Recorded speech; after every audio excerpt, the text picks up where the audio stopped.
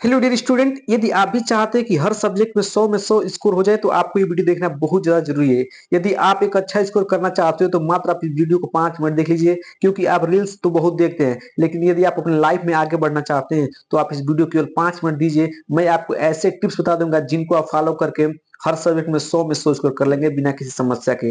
मैं अभी आपको बताऊँगा कि यदि अभी तक आपने कुछ भी नहीं पढ़ा है, यदि एक सब्जेक्ट को अच्छे से भी नहीं पढ़ा है, फिर भी आपका 100 में 100 स्कोर हो जाएगा। ये आप टिक फॉलो कर लेंगे, क्योंकि अभी हमको केवल स्मार्ट वर्क करना है और हार्ड वर्क करना है, तभी हमारा 10th में अच्छा स्कोर हो जाएगा।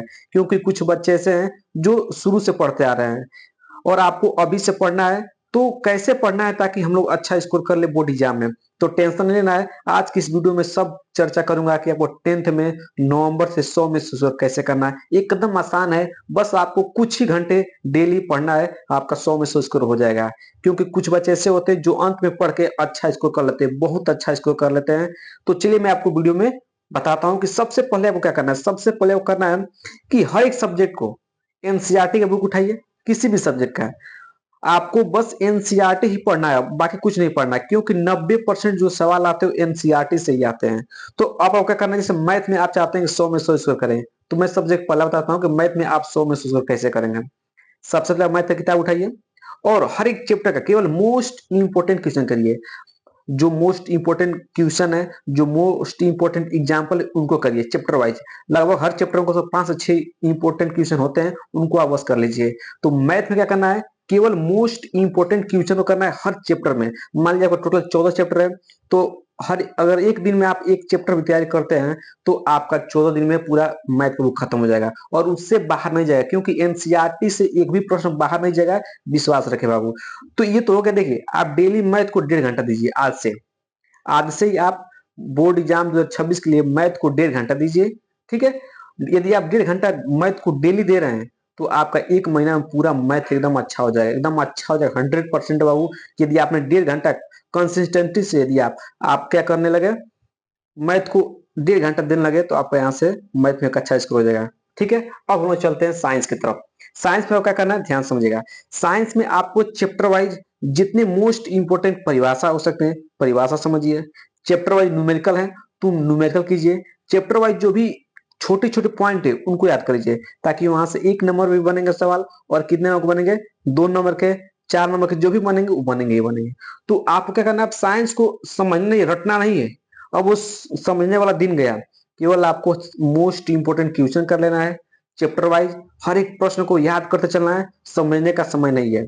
ठीक है। तो आप बस रट लीजिए, जो क्वेश्चन बार बार एग्जाम में पूछे जा रहे हैं उनको आप कर लीजिए।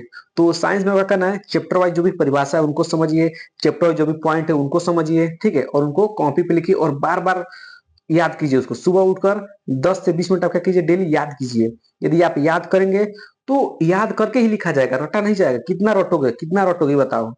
ठीक है। तो केवल क्या करो, उसको लिखो और समझो और याद करो। ठीक है। रट लो, एकदम दिमाग में बैठा लो कि आएगा ही आएगा। ठीक है। बाकी अब हम चलते हैं सामाजिक विज्ञान में। सामाजिक विज्ञान का पेपर तो एक कदम आसान आता है। उसमें क्या करना होगा, केवल बना के लिखना होता है बाबू। ठीक है। कुछ का आपको सामाजिक विज्ञान की किताब पढ़ लीजिएगा। बाकी यदि आप पढ़ लेंगे तभी तो दिमाग में आएगा, तभी तो बना पाएंगे। तो सामाजिक विज्ञान का भी पेपर बहुत आसान होता है, बस उसमें बना कर लिखना चाहिए। आपका हैंड राइटिंग ठीक हो, अच्छा से लिख सके, और प्रश्न कितने नंबर का है उस तरह का प्रश्न को क्या कीजिए, उसका उत्तर लिखिए, ताकि बोर्ड एग्जाम में अच्छा स्कोर हो सके। फिर इंग्लिश है। इंग्लिश में क्या करना है आपको, इंग्लिश में अब आपको ग्रामर में ज्यादा फोकस करना है। ठीक है। ग्रामर में ज्यादा फोकस करना है, एप्लीकेशन तैयार कर लीजिएगा छोटा मोटा। ठीक है। फिर आपको लेटर तैयार कर लेना है। फिर आपको नरेशन, वॉइस, टेंस, ये सब याद ही समझना, ये जो कर लेना है। ठीक है। बाकी आपको सेंट्रल आईडी तैयार कर लेना है। और आपको क्या करना है, सेंट्रल आईडी हो गया, फिर पोएम आपको आता है वो भी तैयार कर लेना है। तो बाकी सब सिंपल क्वेश्चन होते हैं जो आपको 2 से 4, 1 महीना अगर पढ़ लेंगे इंग्लिश को अच्छा से ना, तो आपका अच्छा तैयार हो जाएगा इंग्लिश में बिना किसी टेंशन का। ज्यादा से ज्यादा आपको ध्यान देना है किस पर, किस पर ध्यान देना है, ग्रामर पर ज्यादा ध्यान देना है। ठीक है। ग्रामर पर ध्यान देना है, ग्रामर पर आपका अच्छा स्कोर हो सकता है। ठीक है। बाकी आपका हिंदी बचा। हिंदी तो एकदम आसान सब्जेक्ट है, इसमें तो आप 100 में 100 स्कोर कर सकते हैं, 100 में 98 95 कर ही सकते हैं। एक बार आप हिंदी को अच्छे से पढ़ लीजिए, एक बार हिंदी को पूरे किताब को अच्छे से पढ़ लीजिए। एक दिन में एक चैप्टर खत्म करिए, क्योंकि अब उतना समय नहीं कि एक चैप्टर को खत्म करने में 2 से 4 दिन लेंगे, 5 दिन लेंगे, वो समझ नहीं रहा। ठीक है। तो आप क्या कीजिए, एक चैप्टर को एक दिन में खत्म करिए। जैसे मान लीजिए आप केवल दिन में अगर आज से ही 5-6 घंटा देने लगेंगे ना, तो आपका हर एक सब्जेक्ट 1 मंथ में क्लियर हो जाएगा। यदि मैथ को 1 घंटा दीजिए, 1.5 घंटा दीजिए, ठीक है? क्योंकि मैथ प्रैक्टिस वाला सब्जेक्ट है, उसको आप 1.5 घंटा दीजिए। हिंदी को 1 घंटा दीजिए, साइंस को 1 घंटा दीजिए, फिर सामाजिक विज्ञान को 1 घंटा दीजिए। इन सभी सब्जेक्ट को 1 घंटा दीजिए, लेकिन मैथ को आप 1.5 घंटा ज़रूर दीजिए, क्योंकि ये स्कोरिंग सब्जेक्ट है और इस पे प्रैक्टिस माँगता है। जो मैथ होता है वो प्रैक्टिस माँगता है। मैथ का दूसरा नाम है प्रैक्टिस। प्रैक्टिस जितना करेंगे, सवाल के आप महारथी होते जाएँगे। तो प्रैक्टिस ज्यादा कीजिए, ज्यादा से ज्यादा क्वेश्चन प्रैक्टिस कीजिए, ताकि आपका स्कोर हो सके। ठीक है? तो अब आपको क्या करना है, सबसे पहले आपको एनसीईआरटी बुक को एक बार अच्छे से पढ़ लेना है। Chapter wise most important question कर लेना है हर एक सब्जेक्ट का, चाहे मैथ हो, चाहे साइंस हो, चाहे हिंदी हो, चाहे सामाजिक विज्ञान हो, चाहे इंग्लिश हो, कोई सब्जेक्ट हो। Chapter wise most important question चल कर लीजिए पहले। आपका एक मंथ में क्या हो जाएगा, सब सब्जेक्ट खत्म हो जाएगा। ठीक है? फिर आपको नवंबर पूरा खत्म, दिसंबर से क्या करना है, दिसंबर से आपको पीवाईक्यू लगाना है। प्रीवियस ईयर क्वेश्चन सॉल्व करना है। मान लीजिए 2025 का जो पेपर हुए हैं उन सबको आप लगा लीजिए, फिर 2024 जितने पेपर हुए उसको लगा लीजिए। मतलब आपको क्या करना है, पिछले साल का जो भी पेपर हुए हैं, जो आपके मित्र दे चुके हैं, जो आपके बड़े वाले क्लास दे चुके हैं, जो 10 वाले 11 का है, उनसे आप बात कीजिए, उनसे उनका पेपर ले लीजिए। अच्छा, आप गूगल से डाउनलोड कर लीजिए, किसी से डाउनलोड करके वो क्या करना है, प्रीवियस ईयर पेपर सॉल्व करना है। प्रीवियस ईयर जितना पेपर सॉल्व करेंगे, आपको समझ में आ जाएगा कि कौन क्वेश्चन कितना इंपॉर्टेंट है और कौन क्वेश्चन कितनी बार पूछा गया है। ठीक है? तो जब तक आप प्रीवियस ईयर क्वेश्चन को सॉल्व नहीं करेंगे, तब तक आपको पता नहीं चलेगा कि कौन क्वेश्चन इंपॉर्टेंट है। बाकी आप देखते हैं कि बहुत टीचर कहते हैं कि क्वेश्चन इंपॉर्टेंट है, वो कैसे कहते हैं, ताकि वो एनालिसिस लगाते हैं कि कौन क्वेश्चन कितना बार पूछा गया है और एक क्वेश्चन इंपॉर्टेंट है कि नहीं। तो आपको क्या करना है, केवल नवंबर नवंबर तक क्या करना है, टोटल बुक खत्म करना है, chapter wise most important. Deeply नहीं पढ़ना, डीपली पढ़ेंगे तो कोई अच्छा स्कोर नहीं हो पाएगा। केवल आप उसको जो भी chapter wise most important question है उनको करते चलिए। ठीक है? बाकी दिसंबर में क्या करना है, दिसंबर में आपको हर एक सब्जेक्ट का अनसाल पेपर सॉल्व कीजिए। मतलब जो प्रीवियस ईयर क्वेश्चन है उसको आप लगाइए, एक मंथ एकदम रगड़ के लगाइए, रगड़ के लगाइए एकदम दिसंबर पूरा प्रीवियस ईयर क्वेश्चन। ठीक है?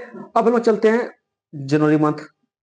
जनवरी मंथ में आपको केवल प्रैक्टिस करना है, केवल प्रैक्टिस। याद कीजिए, समझिए, हर एक सब्जेक्ट को याद करिए। जो याद करने वाला उसी को याद करिए, बाकी जो याद करने वाला है उसको मत याद करिए। ठीक है? मैथ को याद नहीं किया था, केवल फार्मूला को याद करिए, क्वेश्चन को लगाइए, देखिए कौन क्वेश्चन कितने बार पूछा गया है, उसको बार बार लगाइए। एक ही सब्जेक्ट को एक ही सवाल को 10-10 बार लगाइए। ठीक है? ये नहीं कि एक किताब खत्म करके वो किताब पर चले जाइए, नहीं, एक ही सब्जेक्ट को बार बार लगाइए। क्योंकि एक काम करने में महानता होती है, 1000 काम करने में महानता नहीं होती। ठीक है? एक काम करने को 1000 काम करने में मानता नहीं होती है, बाकी एक ही काम को 1000 बार करने में मानता होती है। ठीक है? तो आपको अब कुछ नहीं करना है, केवल अब मोस्ट इंपोर्टेंट क्वेश्चन कीजिए चैप्टर वाइज।